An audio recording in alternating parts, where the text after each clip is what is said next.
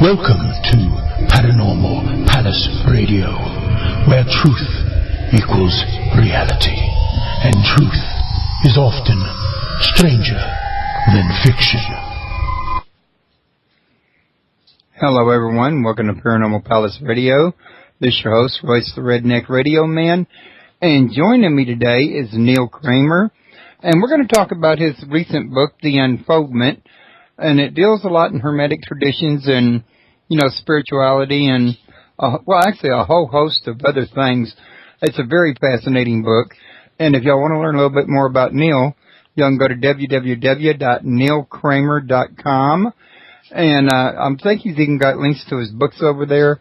He's got his media appearances over there, events, and anything you could possibly need to know about him. If y'all are interested in buying his book while you're here at the show, just scroll down underneath his show description, and you'll see his book there, linked directly to, or his book cover rather, Amazon. And tomorrow that will be moved to the archives, but it'll still be on my site for easy access. If y'all would like to call in and ask questions, the call-in number is 832-632-7904. For people that are listening elsewhere, if you want to come catch the show live and get into the chat room and ask questions in chat, the URL is www.paranormalpalace.com. You do have to sign up with the site to get into the chat room, but membership is free, and it's only there for spam protection. And without any further ado, let's go ahead and bring Neil on and have a little chat with him. So, Neil, I want to thank you for coming on my show tonight, and I'm glad we got everything worked out and we're ready to go live now. Hey, Royce, thank you very much for having me here. It's great to join you tonight. Okay. Now, what I usually like to do is a kind of an icebreaker, give my listeners a chance to know a little something about the person they're listening to, is I ask them basically, what was their interest or what got them started writing their book that they're on, or the, subject matter they're into, in other words. Yeah, well, I think for me it's been a lifelong thing, really, which is just kind of not buying the mainstream story of reality. So really from being a little kid onwards, I have had a deep suspicion that the world we look out at every day and the world that we tutored in by our parents and teachers and colleagues and workmates and whatnot is kind of not real. It's kind of not true. And that really was more of a feeling than anything else. So my quest, if you like, my passion for philosophy, for spirituality, for esotericism, for, the unusual aspects of life, to put it in plain English, was really a study of why the mainstream reality version isn't very real. Why is that? Why is it illusory? What's the purpose of that illusion? Why don't we tutor each other more deeply in what is actually going on in the world? Why are these strange deceptions and so on?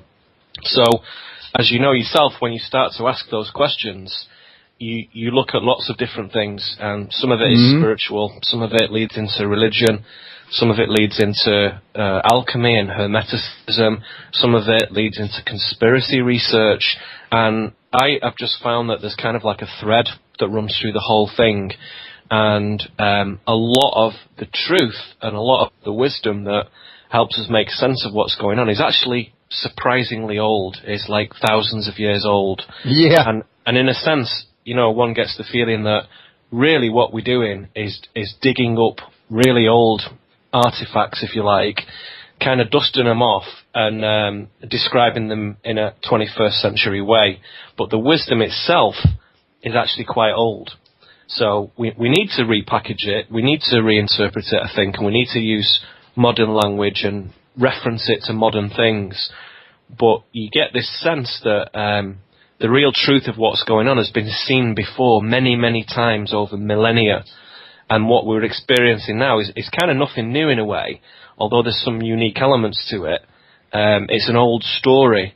And one can take some comfort in that, to say, well, yeah, there might be a lot of bizarre and exciting and peculiar and adventurous things going on, but there are precedents for this. And that's really what I talk about in The Unfoldment, to say this is known, this world is quite well known and quite well mapped, but that's been hidden from us, so let's go and take another look at it. Right. And, you know, like you say, this here you're referring to as it's a timeless wisdom. I mean, it was just as relevant when it was first written down 6,000 years ago or better as it is today. Yeah, that's right. And, you know, it's funny how you get these dusty old books off the shelf from not just like the, you know, Hindus and the Buddhists and Zoroastrians and Mithraists and, you know, funny books from Spain and Germany and Italy and France from the 14th and 15th centuries, you know, which is a lot more modern, but still very old, particularly living in America now. I appreciate the sense of history, you know, is quite a big thing over here because, you know, most of it's really only 300 or 400 years old at most. But in Europe, to be reading mystical texts from the 14th and 15th and 16th centuries is quite old. It's still quite old. But when you get those off the shelf and have a look at them, the relevance of it and how pertinent that is to today's society is astonishing. And it's as if it was written last week, I think. I mean, you've got to get around the language a little bit, and obviously they talk in a funny way sometimes. And obviously that needs to get translated first into English from whatever native language it was in, and then the English is, of course, rather old-fashioned. But once you get past that, and you get the gist of what the guy's saying, and its real resonance with wisdom and with truth, it's as if it was written specifically for right now. So that, again, gives one the sense that, you know, there's guys who've sat around and looked at this world very, very deeply for a long time. They've left us clues to say, this is what's going on, people. This is why it happens, and this is what we can do about it. And it wasn't always easy to leave these clues. They sometimes had to embed them in art and, you know, other things as well. And even some of the ones in the Bible are written metaphorically, in other words. So, I mean, because people were suppressing a lot of stuff in the literature and in the arts for many centuries there. Yeah, that's right. And, you know, I have a lot of sympathy for anybody who's been brought up in a strict Protestant or Catholic or Methodist or Jehovah's Witness or Mormon tradition and, you know, kind of gone through that and, you know, seen a better way to express their divinity and to share some kind of relationship with God, if you like. People who've come through that, I could understand why they'd throw those books away, the Bible and so on, and just think this is just you know what, and throw it in the trash can. But again, repeatedly in my studies over the last 20 years, really, there is a lot of stuff coded into the Bible. And at first I thought that was, you know, very relative and open to interpretation, but it isn't. It's quite firm. There are some things very clearly coded in for the esoteric student to say, look, for the normal guy, we're going to do it in parable. For the people who can't be bothered to think, we'll give them just normal stuff. And as it says in Mark 4:11, unto you it is given to know the mystery of the kingdom of God, but unto them that are without, all these things are done in parables. So, i.e., if you're really interested in ascendance and in growth and in deep spiritual radical philosophy, then you will start to unpack and decode some of the stuff, not only in the Bible, but in many of our holy books that are scattered around the planet. And it's kind of one observation, really, whether it's Muslim or Christian or Judaic or whatever. Again, it's one observation about one story, just told in a number of different ways. And you cannot help but see that at some point that scared the church, particularly in Europe, and they thought, right, we'll have to get rid of this stuff. So anybody who didn't do things their way, they just killed them, they executed them, and, you know, hundreds of thousands of people were put to the torch, and set on fire, and, you know, burnt alive, and millions of people were slaughtered in holy wars. And that scared the bejesus out of many Europeans for centuries to come. So they had to code this stuff into Christian theological language to protect themselves. No doubt. Knowing, though, that in future, more enlightened centuries, people would say, oh, hang on a second, this guy maybe wasn't a dyed-in-the-wool, you know, sheep. He was doing his own thing. He was a lone gunman. He was doing his own operation, but he was couching it in Christian terms. And when we understand that, again, then we can start to decode it. Right. And when you stop and think about it, it's no wonder they were so scared to do that. I mean, you know, look at what they were going through. The real wonder, if you ask me, was that they had the courage to continue on at all. Yeah, you can't help but think that. And, you know, I gave a workshop just a few weeks ago, and we spent, 12 hours really looking at a lot of this material. Not just the Bible, but lots of different aspects of this. And some astonishingly brilliant men, largely, had to do this in total secrecy. And some of them who were caught, were executed. Some of them got away with it. Some of them went into exile. But such was their commitment to say, look, human beings are essentially pretty good, actually. I know when it gets dark on the planet, if in a manner of speaking, we might not think that. We might think human beings are kind of, as Bill Hicks said, a virus with shoes. But I don't think they are. I think human beings are quite cool and are quite astonishing animals, really. And mysticism, one of the great gifts of mystical study, is that it reveals the sort of magnitude and the magnificence of what human beings are capable of. And they have astonishing powers, astonishing abilities to change reality and to mold forms around them into different forms. And again, a lot of that knowledge has been mythologized and kind of quasi-fictionalized. So now when we think of men of power who can change reality, we're thinking of bloody Harry Potter and Gandalf and Merlin and stuff. And we've been asked to believe that it's fictional. That doesn't really exist. And again, that hasn't been my experience. That was the normal way for human beings to interact with the world until probably about the 7th century, and then things started to change quite a lot. A whole lot. But getting to the questions I told you I had for you. In your book, you mentioned the inner and outer journey at the root are one and the same. Can you elaborate on that?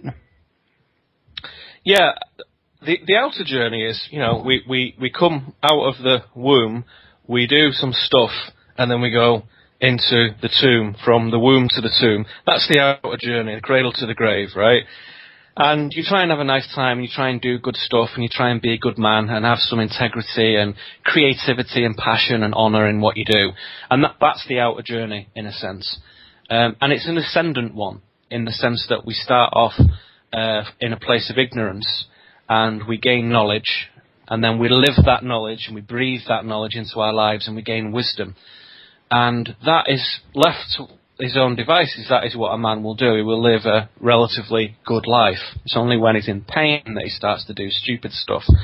The inner journey is very similar in a way, in that it's one of growth and ascendance and integrity and honour. And to some degree, those two things are actually one and the same thing, because when you really scrutinise the difference between what we think is inside our head, us inside ourself, what we refer to as the world, the external phenomena outside, there isn't really a gap between the two. There isn't really one at all. There's only a theoretical gap that we talk about to help us think about the world in a certain way. But if you really analyse those two realms, the inner realm and the outer realm, the inner journey and the outer journey, there's no gap between the two. And so you have to say, well, the truth of it is that there is no inside and there is no outside. It's all one thing. So it's all one flow of consciousness. It's all one flow, even beneath that, of energy fluctuating in this sort of quantum vacuum. It's an intelligent energy, and we're part of it, just as the trees and rocks and the suns and comets are part of it. It's all one thing.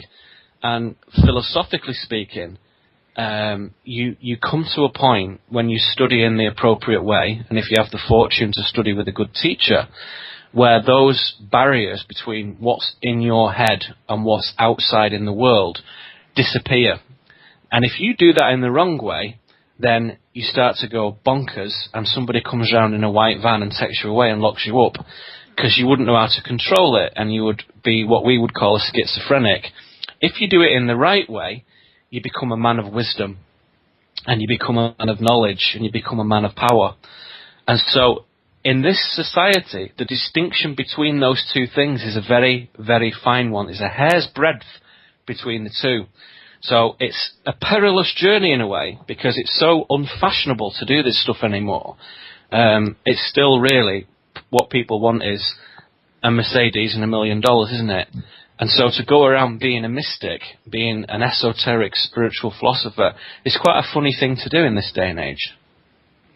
Right. I was just in here listening to you, and I was thinking, because you were kind of blowing my mind, so to speak, because I've had a Seth Barber on the air that's a psychologist. He's also the author of Spiritual Madness, The Gift of...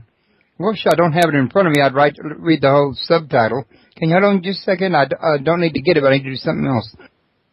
Sure. Pardon me, I had to cough real quick. But what I was going to say is he deals with what you were just talking about the, schizophrenic and the mystic. And he said the way Joseph Campbell put it is they're both swimming, or both in the same body of water, but the mystic is swimming while the schizophrenic is not, pretty much, basically. And he has been on my show once, and he's coming on again on the 15th. But I had a guest just the other day who mentioned the same thing. And I told her the same thing I'm telling you. But what's blowing my mind is this is coming up like 3 times in a week, the same topic about the schizophrenic and the mystic, in other words.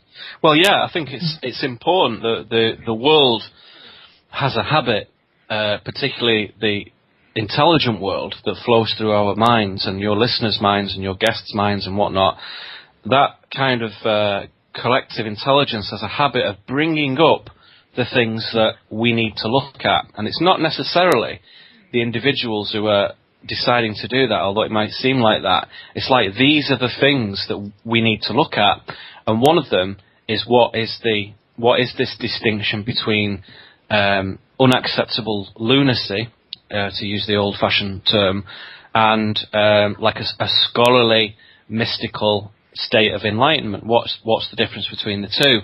And when you start to look at that, you begin to ask questions of normality. And a lot of the American sort of psychiatric associations, the terminology for this is how many people do one thing as opposed to another.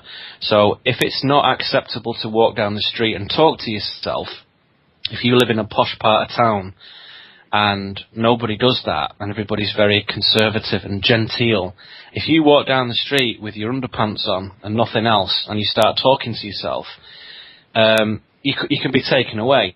If you live in a different part of town where there's all kinds of artists and musicians and, all kinds of crazy stuff going on, and you walk down the street at 2 o'clock in the morning doing that, you might raise a few eyebrows and might think, who's this guy? But it doesn't have quite the same effect, because the rules for normality are different in those two regions, are completely different. And what is considered conscious is different in Portland as it is in Texas, as it is in New York, as it is in Britain, Everybody has a different conception of that. So people are looking at what's normal, and that is a very kind of dangerous thing in a way. Like I was saying the other day to a friend of mine, it wasn't until the 1970s that homosexuality was removed from the classification of a mental illness in American psychiatric practice, which is a bizarre thing to say. I mean, I'm a total straight guy, whatever, but to think that so many millions of people were considered mentally ill because they did something that was unusual, right? So if you amplify that even more and say, well, there's a class of people going around who don't accept that the mainstream version of the world is real, and it's kind of like a matrix, it's an illusion, it's Maya, it's a veil, those people place themselves, voluntarily has to be said, but they place themselves in a dangerous minority in a way. So the mystic these days is not massively removed from some of the dangers that he used to find himself in 500 years ago. You have to be a little careful in how you talk about stuff. You have to have a sense of humour. You have to know when to keep your mouth shut. And if you're talking to certain groups of people, you have to know how to modify your language. It's no use going around just parroting the same thing in the same words. Right. Because it's only going to work with certain people. The real mystic becomes like a chameleon and is able to talk in many different modes with a different kind of lexicon and vocabulary while still maintaining his integrity. You know, he's not deceiving himself, he's not talking nonsense. You can still be a sincere man, you can still move with honour, and you can still get your point across, but you have to be able to do it to quite a dynamic and diverse audience these days. You know, if I go and talk in New York, it's a different kind of talk than if I do it in Shasta or if I do it in Seattle, you know? And that's my skill. That's up to me to be able to deal with that. Exactly. Now, while you were talking, though, I did scroll down because he is this coming Saturday's guest, and I looked on his book cover right here on my page, and I got that title. It's The Spiritual Gift of Madness, The Failure of Psychiatry, and the Rise of the Mad Pride Movement. And, the main thing that he was covering on that is that these people that are labeled schizophrenic are getting medicated, and it's drugging them to the point where they can't use their gifts, and it's making things worse in the long run, in other words. Well, it does, because it's not understood. If I went to a psychologist myself and said, hey, I've been looking at the world and I'm seeing a deeper set of layers to it, and the boundaries are drawing back, and I'm seeing entities, intelligent entities that aren't humans, and they're moving through the trees and the walls, and I can see them. That guy would write down in his book certain recommendations, and one of them would be medication to bring me back within the parameters of normal, acceptable behaviour. So even if I told him the truth of some of the things that I have seen in the world, that isn't acceptable in our society today. That is not acceptable. So the mystic is always pioneering to an extent, just like Galileo was with the Catholics. You know, he said, hey, guess what, chaps? The Earth isn't the centre of the universe. It's actually a star. It's actually the sun, and we all go around that. And for saying that, he got into a lot of trouble. A real lot of trouble, you know. Other guys like Bruno, he was burnt to death for saying it. Many people who made very simple, logical statements about the way things are that are true, that since we have found out to be true, when they said it in a manner that was opposed to normal, accepted, received wisdom, you become threatened, basically, by the establishment, because you pose a threat to their knowledge. You upset the apple cart. You say, we can't have this guy Neil Kramer going around saying human beings are their own sovereign authority and no one has any power over anyone else, because that spoils the power structure, doesn't it? Yeah. It spoils the authority of the church and the police and the army and the government and the military and the IRS and goodness knows who. So, which at one level or another are all the same. Yeah, and the government don't really want that story blown apart, because if everybody realised how they are supremely their own authority, the old power structures would crumble very, very quickly. Within a few years, they would disappear, because with that power also comes, for us, an extraordinary amount of responsibility to behave to cut a long story short, in an honourable way. So the mystic is obliged, is compelled to act with honour, because as you discover some of the esoteric inner meanings of many of these sacred works and practices and techniques and observations, power comes with them, the power to change the world around you. And that power is only bestowed on those who are fit to use it. Automatically, the universe will not allow someone unfit to wield that power to have it. It doesn't happen. So it kind of looks after itself, that system. It doesn't require anybody to mediate it. There's no priest class or politician class necessary to arbitrate that. There's no need for it. The universe does it quite happily itself. Yeah, that is true. I mean, I've read that before. In your book, you make a distinction between dream and mystical experience. How do you know the difference between the two? Well, every night we have something like, 20 dreams, I think on average is typical. And you only tend to remember the one or two in the last period of the dream cycle. Usually when you wake up, either to get up for the day or to get up in the middle of the night if you need to go to the bathroom or whatever. And that's the dream that you remember when the conscious flow is interrupted. Some of those dreams certainly are sort of montages that the brain arranges to do a recapitulation of what's been happening, the themes of your day, your week, your life at the moment, your hopes and dreams and fears and desires are sort of arranged like one of those games with the little tiles that you slide around and try and make different pictures of it and so on. And that goes on, there's no doubt about that. There are also other dreams that can be detected, which are definite, what the Victorian mystics would call astral projections, where your soul vehicle, if you like, detaches from your biological body and out you go. Off you go on an adventure to another place, to another sphere, another realm, another dimension, whatever you want to call it. It's very common. It happens all the time.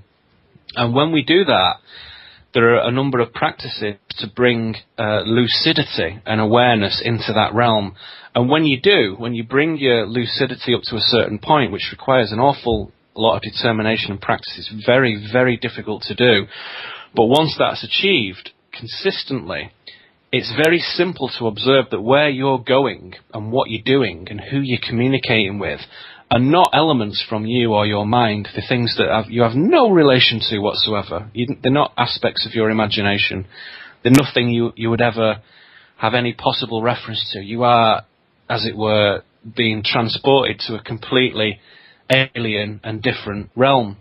And there's a clear distinction between the two. So a mystical experience in that sense is a kind of spontaneous astral projection where what they used to call the etheric body, the energy body we might call it today, lifts itself out of the biological shell, the normal chemistry and meat of the body, and off it goes and has a look around. And it's kind of like a mini death. The mystics used to say we die every time we go to sleep, and it's exactly the same when we die permanently. And the only difference is then we don't come back to the body, we don't continue this adventure, we go and do something else. But every time we go to sleep, mystically speaking, esoterically speaking, we die. I.e. the body lays there, the personality stays with it, but the soul, our true essence, comes out, stretches its wings and has a look around. I've heard about that before. It's amazing that you never really remember it or notice it such, because you're probably, assuming it's just a dream. Yeah, you do, and it's quite a funny thing. I have an expression that I teach to my students, if we want to use that word, which is light units. And I say that every person has a number of light units, which you can think of it just like a battery, just like a sort of black and gold Duracell battery. And every day when you wake up, you've got a certain number of light units to spend on whatever you want to do. And if you're doing psychic things, if you're doing mystical things, you need really all of those light units. And so the problem is, the only reason why we don't all commonly share these abilities and powers for telepathy and telekinesis and projection and so on, is because we are using our light units, our mental psychic capacity on other things like watching television and reading and raising families and going out and working and all the things that we do. Everything you do, every time you brush your teeth, everything uses that stuff up. So the psychics, the men of wisdom of old, the sages of old, they would be very, very careful in not just what they did, but what they didn't do, what they chose not to do. And so they would do certain things to preserve those light units. Then when they went to sleep, or when they did a conscious waking practice, instead of having just 10 light units left, let's say, they had 90. out of 100. With that amount of light units, then you not only have memory of things, but you have lucidity and full consciousness in that experience. It's not just like, oh, that was a bit of a crazy dream, maybe it was real, maybe it wasn't. There's no doubt at all, because you were absolutely crystal clear in that space, because you had more light units available to you than usual. Okay, well that makes a lot of sense. Okay, you also mentioned these mystical whoops, that's what I just asked. I should have moved that out of my way so I wouldn't try it again. Please explain psychic ability to us, because when I read your book, it had a very, what seemed to me to be a unique explanation of what psychic ability is. Yeah, I would say, you know, when we think of psychic abilities, particularly guys of our generation, let's say me and you are roughly within the same generation, we're thinking of Uri Geller, aren't we? We're thinking of a guy who's bending spoons and who's reading people's mind and who's making the hands on your watch move or whatever. And it's somebody who is physically altering the world around them in a way that science can't explain, right? And if you were to ask the average American in the street, they would say something a bit like that. They would say, like, you know, there's all these new Vegas magicians who are hovering and goodness knows what, and mind readers and whatnot. But it's essentially a kind of mental technology that cannot be explained right now. And hard reductionist materialist scientists, of course, would say, well, that's all nonsense. That's not possible, because they view the world like a giant clockwork, don't they? Where there's gears and levers and springs, and this clicks that way and that clicks this way, and it's all totally cause and effect. Completely just a logical, cold machine, right? And that's like the other extreme of the fundamentalist religious person who thinks, well, God made the earth, he put Adam and Eve on it, they did stuff, a load of people showed up, and if you behave well, you go to heaven, and if you behave badly, you go to hell. Both of those worldviews are very, very simplistic, and I might even suggest rather immature. When you go beyond that and say, well, the real story means that we have to rise above a tendency to polarize between trying to make everything physical. I think there's a word for this called reification, to try and make it a physical, real experience, to try and give it form, to try and give it a certain outline or substance. We can't help but want to do that, see it, feel it, touch it. So we're tempted to do that, and we're also tempted to do the other thing, which is, yeah, I believe this and I believe that. And I believe in clairvoyance and I believe in mind powers and so on. You have to kind of stop believing altogether, in my view. Believing is not necessary for the man of knowledge. It's not something you need to do at all. You can behave and conduct yourself quite happily without any beliefs. So when you put all that aside and say, well, there is some clockwork, and there is some spirit, there is this thing we call divinity, and there is this thing we call physics. All those things can actually fit quite happily together. And a few hundred years ago, scientists and mystics and philosophers, all alchemists, would all work together. And in fact, you would need some skill in each thing to know about what's going on in the world. It's no use just doing one. You needed a bit of skill in everything. A real Renaissance man, they might have called it in Europe at the time. When you have that view, you realize that what we call psychic power is essentially a way of operating the structure of reality, not in the third density state, but in a fourth density state. So you come out of this dimension, shall we say, this density of trees, rocks and cars and buildings, and you go into a fourth density state. In that state, everything is joined together in a sort of membrane. Everything is all one kind of viscous solution. It's not separated. The chair is not separated from the table. The glass is not separated from the dog in the kennel. The tree is not separated from you. It's all one thing. And so when you're in the 4D, it's kind of easy to cheat, really. You can change the structure of stuff. You can know what the cat's thinking. You can know what your wife's thinking. You can know what your friend's thinking, because you can just zip into that part of the system. And when everything is joined together, moving between one point and another is easy. And knowing what something else is thinking is easy. And changing the form of something is easy. The only thing you need is back to what we were talking about earlier, which is a very high level of light units. You cannot do that stuff if you're leading a normal, busy family, 5 days a week working life.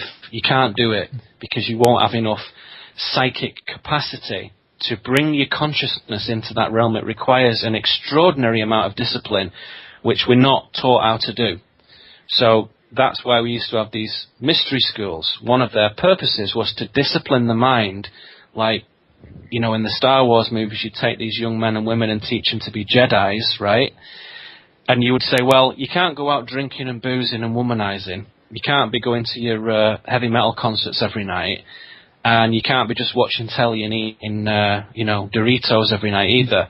You need to do something different with what you wear, what you listen to, what you read, how you move, how you breathe. Everything has to be done in a different way.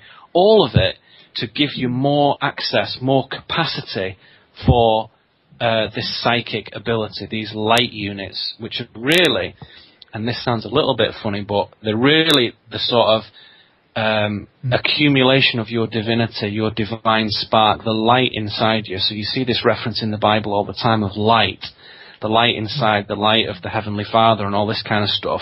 Esoterically speaking, what they're inferring is that light is your gift of power, and we all have it. We all have exactly the same amount.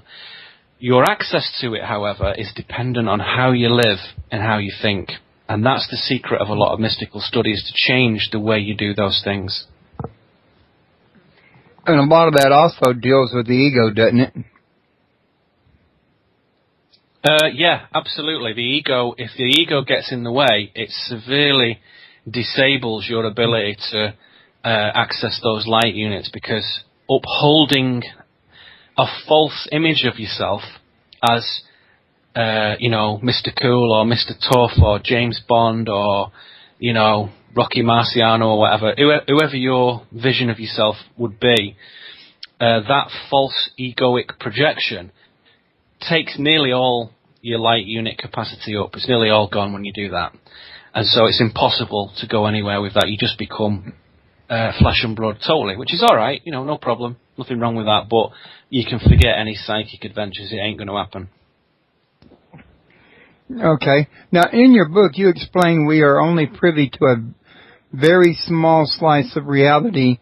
Can you kind of elaborate on that?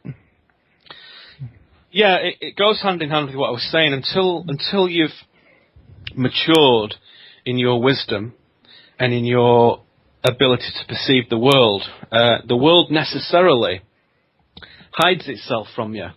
So it's a bit like, a kid who lives in a home, and what he usually just sees is his little bedroom and the kitchen where he sits at the table and the bathroom, and that's kind of it. And then as he gets a bit older, he realises that, well, there's like a big living room there, and there's like a dining room, and out the back there's these doors and this huge garden, and you go, goodness me, and the world expands. And then he gets a bit older and he gets on his bicycle and he goes down the street and thinks, holy cow, there's like lots of these houses. In fact, there's streets, there's freeways, there's bridges, there's this enormous world. And then he's a bit older and he gets in a plane and he travels over the ocean, he goes to different, and the world keeps expanding as his maturity, as his mental faculties expand. So the world deepens itself. And our reality is very much like that. And just because we think, well, we know the Earth's round, we know what it's called, we've mapped it quite thoroughly, we know that now, we've done it, it's not going to get any bigger or deeper, there are no more frontiers. How wrong we are in thinking that. The world is very, very multidimensional, even on this little tiny planet, very deep, very multidimensional. We know quite a lot about the third density realm, the 3D realm here of, as I say, rocks and trees and cars and sidewalks and whatnot. What we don't know very much about is the fourth density element of that, the element where other, what you would call on your show, paranormal phenomena lie. That's where they live, that's where they exist, in the 4D. We don't know that very well. We can't map it too well. And some people are out there measuring it with various instrumentation and documenting it and giving evidence and testimonies and accounts. And they're accumulating some valuable knowledge. But even so, we're still just scratching the surface of that.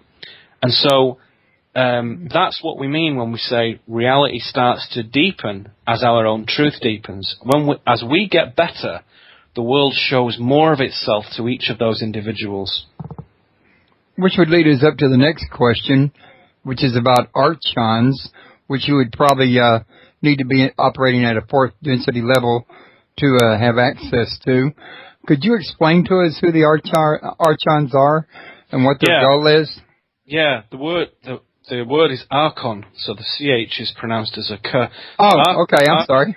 It's okay, you can pronounce it however you like. Archon is really an old word from early pre-Christian literature, Gnostic literature, which means authority, essentially.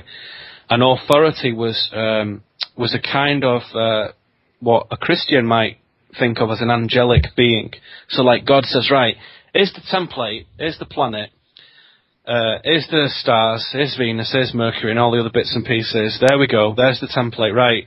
I'm not going to do all the detail down there, so you guys go out and do it. And he creates these celestial beings, these super beings, what we would think of perhaps as angels, and off they go and do things and make the oceans and make the animals and design brains and design ecosystems and sculpt the world really into being, sculpt the chemistry and the physics and the biology and make the world. They actually do the sort of groundwork of it, if you like. So the architect has done his bit, and in Gnosticism we can think of the architect as a dude called the demiurge, as they call it, which is the head archon, and then all the subordinate archons all have particular tasks, and off they go and do them. And in Gnostic literature this was a very explosive idea, because they said not only are there different gods that do different things within the solar system and on Earth, but even the head guy, the demiurge, the main man behind it all, isn't the god. In fact, is an insane god. And he is distorted in his view of reality. And he has made an imperfect world. He has made a world based on paradise. The design is roughly right, but it doesn't quite have the harmonic resonance that the real one does.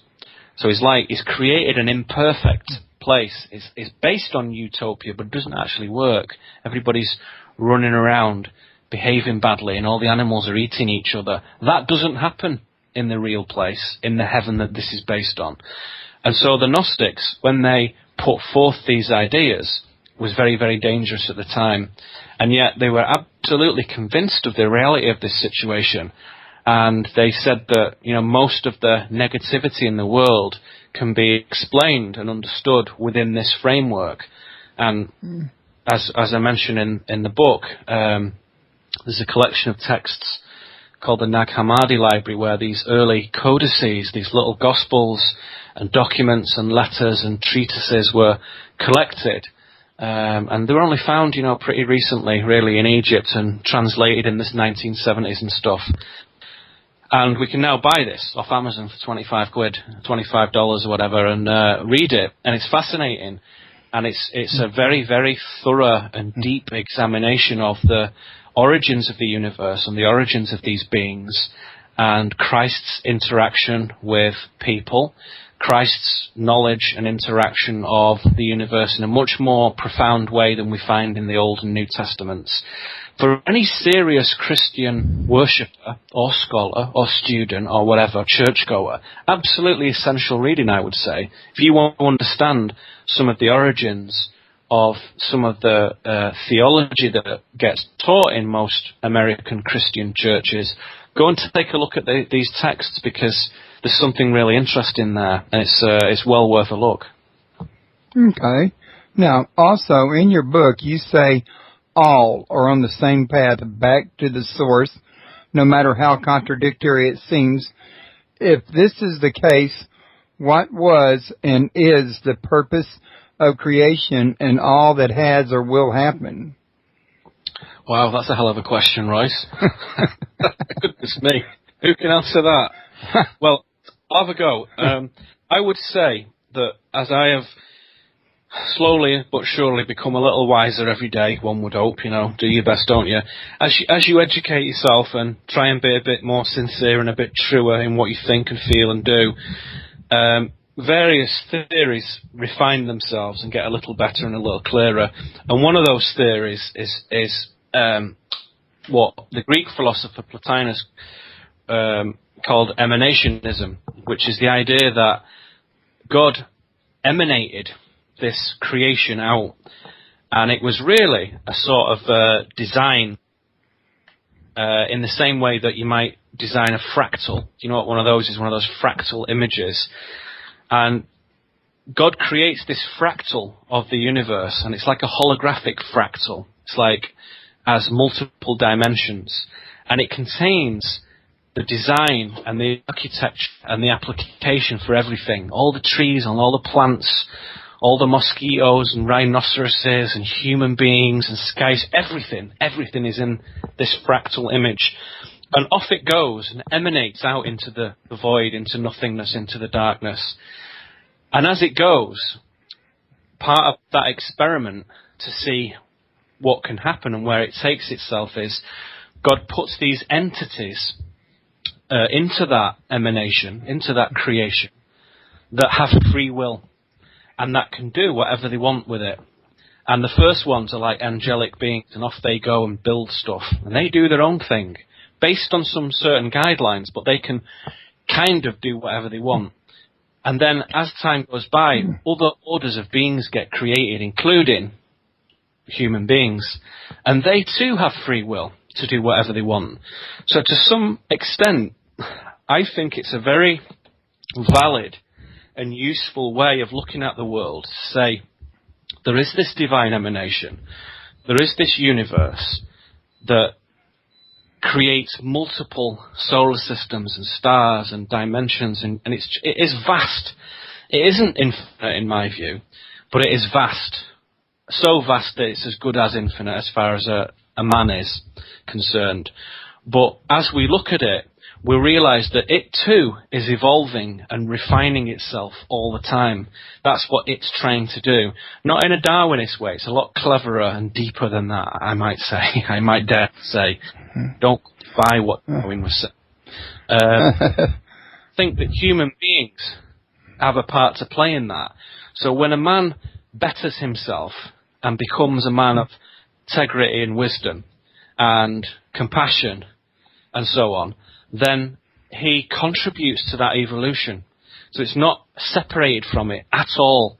So every little click of wisdom that turns in our minds, every man and woman, every young and old person, children, everything, every time somebody grows inside themselves, that contributes to the evolution of the universe. Everything's doing the same thing. And so it's one huge system that's gradually refining itself and becoming more creative and more incredible and more beautiful as it goes along. And that's the experiment. And God sat there in the background, rubbing his chin, thinking, wow, look at this. This is amazing. This is incredible. So it's an experiment to some degree of free will. And God is all of it, and yet he's not necessarily listening to anybody's prayers as such. It just doesn't. It's not like the God of the Old Testament where there's an old man with a white beard or whatever. I don't think it's like that at all. As soon as you go into creation, you have to incarnate. You have to separate out from divinity. And yet all of it is built from divinity. All the Lego bricks, as you might say, of the universe are divine Lego bricks. But the entity behind it isn't accessible while you're in it. It's only when you come out of it that you can go back home again. So it's like a grand circle. You emanate out from the Creator. And essentially every free will entity, every human being, is a little piece of God. He chops a little piece of himself off and says, right, we'll call you Royce. Off you go and tell your story and come back to me. And we'll call you Neil. And off you go and tell your story and come back to me. But it might take you 1,000,000 years. And on that journey, you're going to be all different kinds of men and women and animals and earthlings and Pleiadians and Orions and Arcturians. You're going to do all kinds of stuff. You're going to be good and evil, cool and uncool, brilliant, awesome. And then come back. And when you come back on this grand, majestic return, you come back with your report, as it were, your report on what it was like to be in the emanation, what it was like in the creation, what you witnessed, what you saw, how you felt, what was weird, what was hurtful, what was wonderful, what was blissful. And you come back and you tell your story and you contribute to that fractal, that design, that architecture. And everything you do in that sense has this tremendous meaning and this tremendous importance. Everybody has the same potential to help with the design of this thing. Okay. Well, Neil, I was going to mention we got like 10 minutes left, and now would be a good time for me to ask you real quick, like, if there's anything I haven't thought to cover that you would like to get out in the open here. No, I don't think so. I think you've asked, you've questioned quite thoroughly, and you brought up some of the key points that are in the book. I mean, I would really say, just to broaden it out a bit, the Unfoldment, my book, I've been writing for a long time, and lots of different essays and audio books and whatnot and other materials, but this book in particular is my attempt to address a very broad audience, where somebody who's been doing this for a while, like yourself, can pick this up and enjoy it and get something out of it and think, wow, that's interesting. There's some really good, new avenues of investigation there, and, some nicely worded stuff. So if somebody who knows what they're doing is going to enjoy it. But even more satisfying to me is those people in our lives who are sort of on the borderline, who are not really satisfied with the rubbish that they get from television and newspapers and magazines, and are good men and women, and maybe they go to church and they're not really satisfied with what's happening in church. They want to have a relationship with the divine. They want to know about the deeper elements of the universe, but they want to get information in a different way. This book is my attempt to say, hey, I get that. I totally respect that, and I understand that, and I have some suggestions about where you might want to look and how you might want to go about that in your own way. Because I believe that this spiritual journey is a very, very independent one, and nobody really has any business telling anyone else what to do and what the right way is and what the wrong way is. Anyone who says that, don't trust them.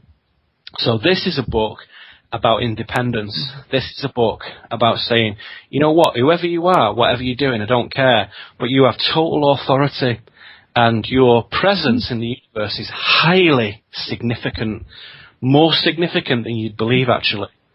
And if you really want to live that and really want to take part in this amazing journey, then you need to sharpen your mind, and you need to sharpen your vehicle, your soul vehicle. And if you do that, the payoff is that life gets really, really interesting, really juicy and adventurous. So that's what this book is aiming to do. It's a very positive, uplifting book. And I think it definitely empowers, particularly those people who are maybe a little bit cautious, but it's also written in mind with people who've been doing this a long time, and say, hey guys, I'm going to give you something interesting to look at, and I'm going to give you something that you don't know as well. I'm going to give you some new stuff. So I've tried to do two things at the same time here, which mystically is a very common thing. So you've got a number of layers in it. So yeah, anyone who's interested, if you go over to neilkramer.com, thank you. Links are on there. It's in all the bookstores, and the normal ones, we know who they are, and you can get it online or go into physical stores. Take a look at it. I think people are enjoying it very much. Yeah, I would agree. And if you don't mind me elaborating just a little bit on something you said just a second ago about nobody has a right to tell another person how to find God or how to do their walk with God and all of that. I would add to that, from my own personal perspective, that if a person is following the guidance of man, he can't follow the guidance of God at the same time, especially when the two guidances don't match. Yeah, and I think that requires a certain amount of self-confidence to say that, which I don't think you have a problem with. But we have to understand that not everyone has the confidence that you have. Yeah, that is true. I am a Leo. Well, there you go. That's part of what I'm doing with the Unfoldment, to say, let me persuade you in the most sincere way, an honourable way that I can, that it is absolutely right, morally and ethically and spiritually, for you to do your own thing. You don't have to do it the way anyone's told you to. In fact, you have to do it your own way, but that can be like a really fascinating journey. It doesn't have to be scary or weird or lonely. Quite the reverse. Quite the reverse. It can be really something special. Well, Neil, I want to thank you for bringing up that URL again. I was going to ask you in a minute. You kind of saved me the trouble. And I want to remind everybody that I couldn't have a show without my listeners anymore, and I could have one without my guests. So I definitely appreciate you folks. If you don't do nothing but listen in. You participated just by listening. Of course, questions in the chat room and call-ins are nice, but we take what we can get. Anyway, Neil, I want to tell you it's been a pleasure having you on here. I think you're a very knowledgeable man when it comes to spirituality and Hermetic traditions, and especially after reading your book and talking to you both. And I would like you to have an open door to come back to my show in the future. Hey, thanks, Royce. I appreciate it, and I appreciate you being patient with me, because first time we tried to get together, I was trapped on the road, and you were very understanding. So I'm really glad we got together, and I enjoyed talking with you, and I hope your audience enjoyed it. And yeah, I'd love to come back. Perhaps in the near future we can do this again. That sounds like a winner, because quite honestly, I didn't get time to get to all the questions. Well, let's do this again in the near future. You keep in touch now. Okay, you too now, Neil. Thank you very much, and you have a good night. Thank you, sir. Thanks a lot. Goodbye. Bye-bye.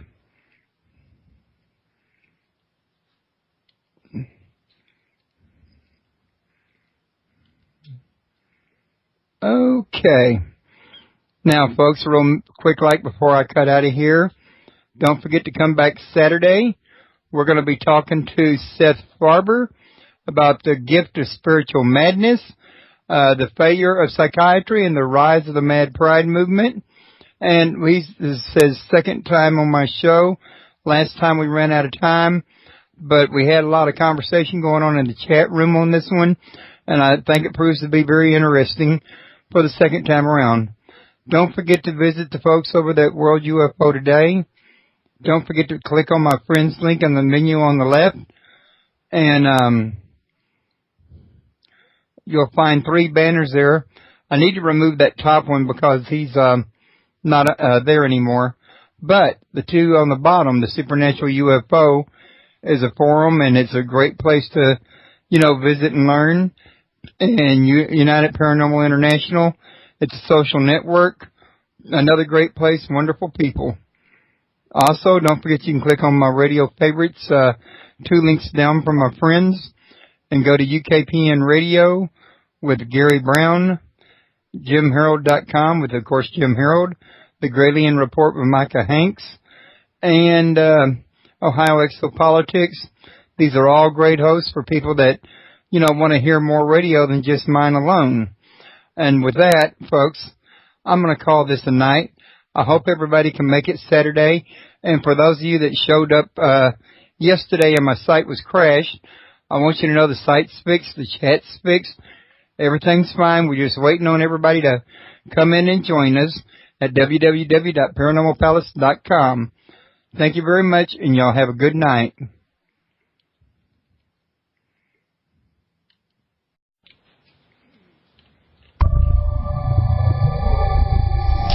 Welcome to Paranormal Palace Radio, where truth equals reality, and truth is often stranger than fiction. Hello, everyone. Welcome to Paranormal Palace Radio. This is your host, Royce the Redneck Radio Man. And joining me today is Neil Kramer. And we're going to talk about his recent book, The Unfoldment. And it deals a lot in Hermetic traditions and, spirituality and, actually a whole host of other things. It's a very fascinating book. And if y'all want to learn a little bit more about Neil, you can go to www.neilkramer.com. And I'm thinking he's even got links to his books over there. He's got his media appearances over there, events, and anything you could possibly need to know about him. If y'all are interested in buying his book while you're here at the show, just scroll down underneath his show description, and you'll see his book there, linked directly to, or his book cover rather, Amazon. And tomorrow that will be moved to the archives, but it'll still be on my site for easy access. If y'all would like to call in and ask questions, the call-in number is 7904. For people that are listening elsewhere, if you want to come catch the show live and get into the chat room and ask questions in chat, the URL is www.paranormalpalace.com. You do have to sign up with a site to get into the chat room, but membership is free, and it's only there for spam protection. And without any further ado, let's go ahead. Some of it leads into religion. Some of it leads into alchemy and hermeticism. Some of it leads into conspiracy research. And I have just found that there's kind of like a thread that runs through the whole thing. And a lot of the truth and a lot of the wisdom that helps us make sense of what's going on is actually surprisingly old. It's like thousands of years old. Yeah. And in a sense, you know, one gets the feeling that really what we're doing is digging up really old artifacts, if you like, kind of dusting them off and describing them in a 21st century way.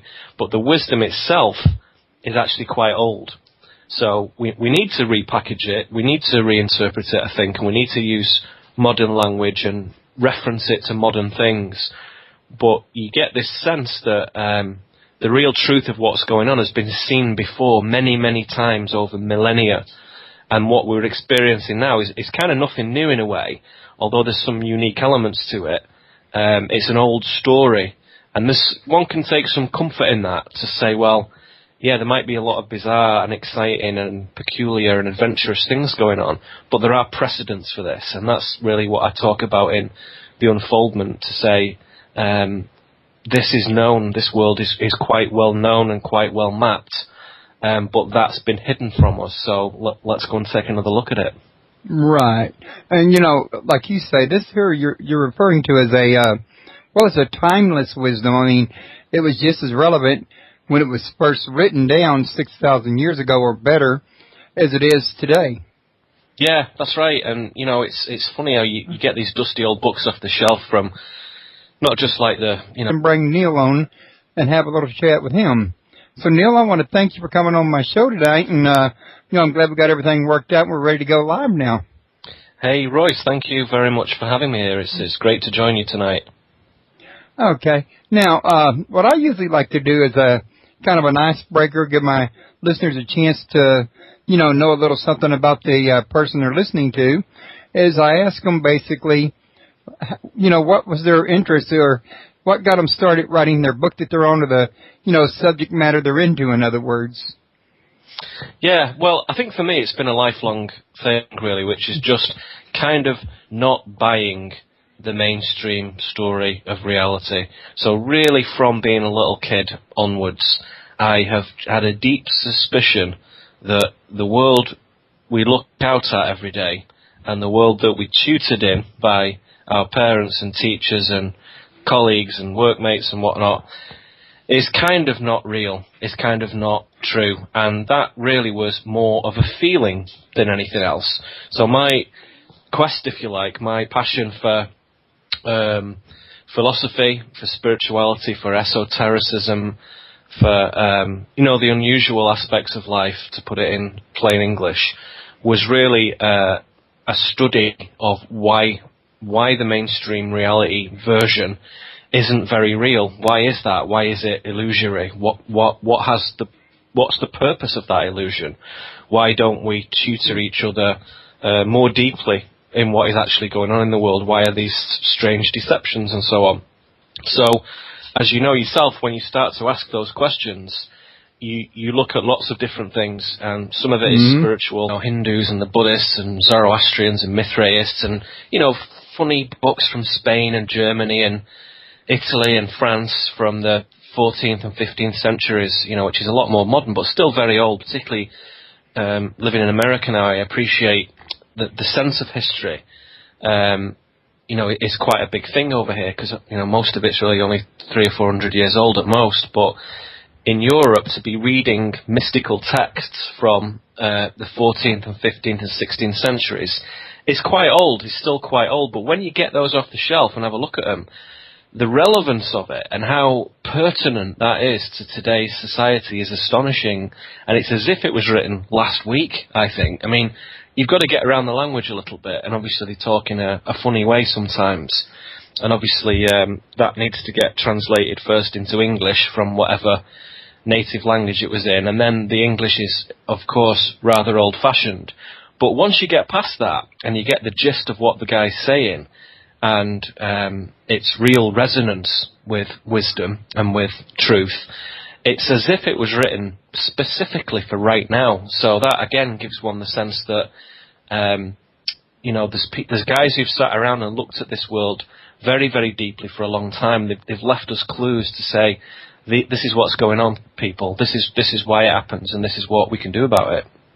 And it wasn't always easy to leave these clues. They sometimes had to embed them in art and, other things as well. And even some of the ones in the Bible are written metaphorically, in other words. So, because people were suppressing a lot of stuff in the literature and in the arts for many centuries there.